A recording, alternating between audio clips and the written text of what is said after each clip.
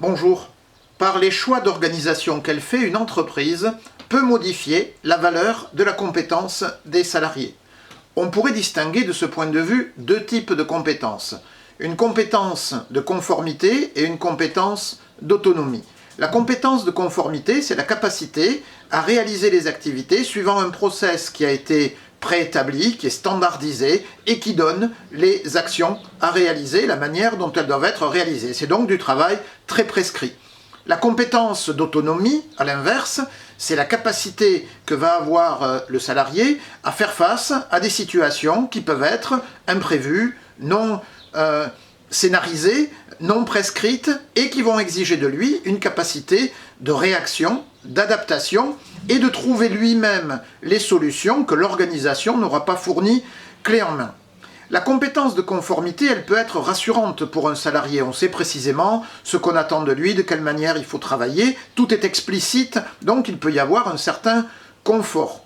Mais elle peut également être considérée comme déqualifiante.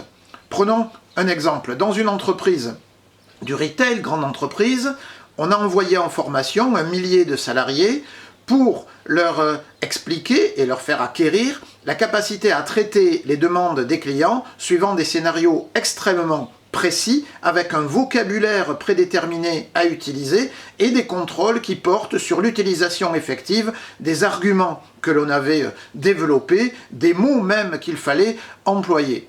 1000 personnes formées, formation de 2 jours, on pourrait se dire, voilà une entreprise qui investit dans les compétences des salariés. En réalité, beaucoup de salariés sont sortis furieux de ces formations en disant, on m'a déqualifié en me formant. Pourquoi on m'a déqualifié ?